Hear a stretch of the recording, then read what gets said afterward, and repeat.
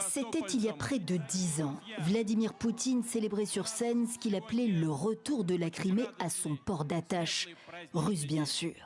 Or, la péninsule de Crimée, accès stratégique à la mer Noire, annexée par la Russie après l'invasion de mystérieux petits hommes verts quelques semaines plus tôt, reste ukrainienne au regard de la loi internationale, et ce depuis 1960. Récupérer la Crimée, c'est non, affirme le président américain, avant de rencontrer ce lundi le président Zelensky, accompagné cette fois de dirigeants européens et du secrétaire de l'OTAN.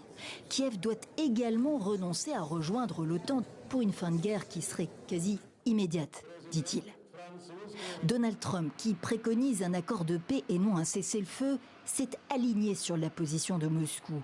Les Européens, eux, font valoir le respect de la souveraineté de l'Ukraine. Pas question jusqu'ici pour Kiev de céder à la Russie, le Donbass notamment, l'une des régions occupées et annexées par Moscou en violation des frontières internationales.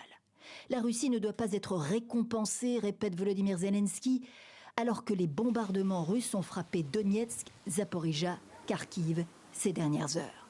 Des garanties de sécurité fiables sont nécessaires, insiste aussi le président ukrainien. Avec des troupes au sol, américaines ou européennes, un soutien opérationnel américain indispensable pour les experts. Dans ce contexte, depuis dimanche, Washington évoque une garantie sécuritaire de type article 5 de l'OTAN, sans adhésion à l'organisation atlantique donc, ligne rouge pour le maître du Kremlin. Mais attention aux promesses vides, met en garde le général Desportes. Trump dit « ce sera un peu comme l'OTAN, mais pas l'OTAN », ne nous trompons pas, il ne dit rien. Vous savez que l'article 5 de l'OTAN n'est pas une obligation automatique d'entrer dans le combat.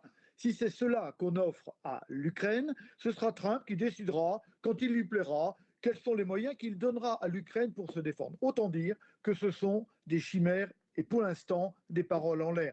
Des garanties de sécurité capitales pour la survie de l'Ukraine et pour les voisins de la Russie inquiets de son expansionnisme sans limite. Elles seront en principe au centre des discussions à Washington, sous les regards du monde entier.